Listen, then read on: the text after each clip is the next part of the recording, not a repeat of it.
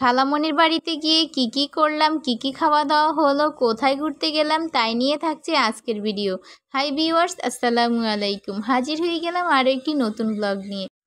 আজকে যাচ্ছি খালামণির বাড়িতে। তো খালামণি দাওয়াত করেছে গতকাল রাতে। তো কালকে থেকেই ফোন দিচ্ছিল যে কখন আসবো। তো সকাল সকালে বের হয়ে গেলাম মা মেয়েতে মিলে। তো খালামণির রান্নাবান্নাও শেষ হয়ে গিয়েছে আর দুপুরবেলা আমরা সবাই মিলে খেতে বসে গেছি। তো এদিকে প্লেট সাজিয়ে নিয়েছে, তো এখানে সব কিছুই বেড়ে নিয়েছে। পোলাও, রোস্ট, মাংস, মাছের ভর্তা, গরুর মাংস, ডিম, কি রাখেনি বলেন, সব কিছুই রেখেছে। শাকভাজি থেকে শুরু করে সাদা ভাত সবই রেখেছিল, যার যেটা মন চায় সে সেটা নিয়েই খেতে পারে। এদিকে আমার খালুজি উনি সব কিছু বেড়ে দিচ্ছিল। তো আমার সঙ্গে সঙ্গে আমার আরেকটা খালামণি, আমার বোন, সবাইকেই দাওয়াত করেছিল খালামণি।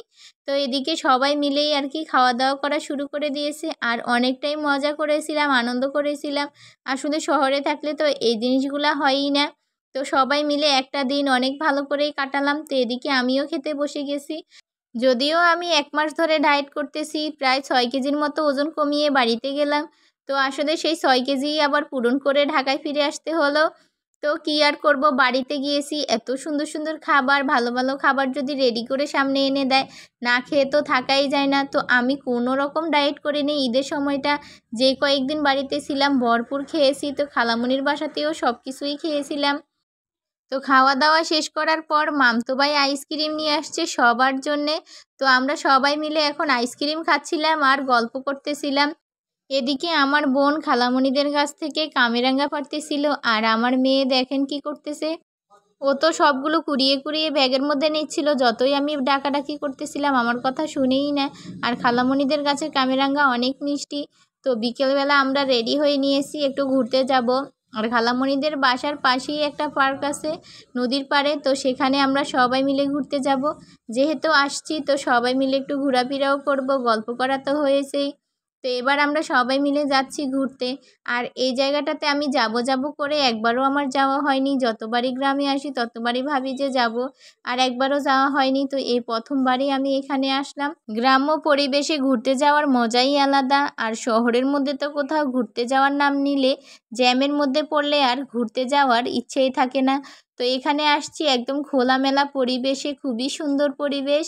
আর গ্রামের পরিবেশটাই আসলে অন্যরকম, যেখানে কোনো ভেজাল নাই। তো এটা হচ্ছে ফুচকার স্টল। তো এখানেই একটা স্লিপারের ব্যবস্থা করেছে, তো মুনতাহাকে ছেড়ে দিয়েছে। মুনতাহা তো অনেকটাই ভয় পেয়েছিল। তো আমি আসলে ওকে দেখে হাসবো না কাঁদবো বুঝতেই পারছিলাম না। তো এখন আমরা যাচ্ছি পার্কের ভেতরের দিকটাতে। তো এখানে এক পাশে হচ্ছে নদী, আরেক পাশে হচ্ছে পার্ক। আসলে নদীর পাড়ের মধ্যে এই জিনিসটা বানানো হয়েছে। তো এখানে অনেকটাই সুন্দর একটা পরিবেশ। আর গ্রাম্য পরিবেশে আসলে তেমন একটা যানজট নেই, একদম ফাঁকা ফাঁকা ছিল।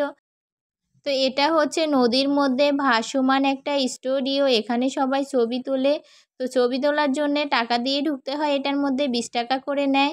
আর আমরা এখন চলে আসলাম পার্কের ভেতরটির দিকটাতে।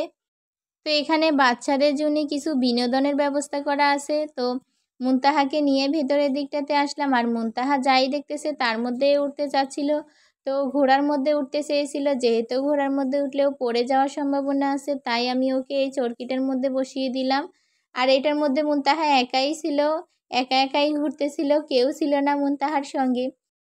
যেহেতু গ্রাম অঞ্চল তো 2-1 জন যদি আসে তাকে নিয়েই চরকিটা চালু করে। আর ঢাকা শহরের মতো তো আর এত যানজট নেই গ্রামের মধ্যে যে ভিড় ঠেলাঠেলি হবে। তো এখানে ফাঁকা ফাঁকাই ছিল সব কিছু। তো 2-1 জন যা থাকে তাকে নিয়েই শুরু করে দেয়। তো মুনতাহা একা একাই ভালোই মজা পাচ্ছিল, তো আমিও ওকে দাঁড়িয়ে দাঁড়িয়ে দেখতেছিলাম। তো মুনতাহা চরকি থেকে নেমে আসছে, এখানে ঘোড়া আছে, ঘোড়ার মধ্যে উঠতেও পারে চাইলে। তো এদিকে আমাদের ঘোরাফেরা শেষ, আমরা চলে আসছি ফুচকা খেতে। তো এদিকে ফুচকা নিয়ে নিয়েছে, তো ফুচকা খাবো। তো সবাই মিলে আমার জন্য অপেক্ষা করতেছিল।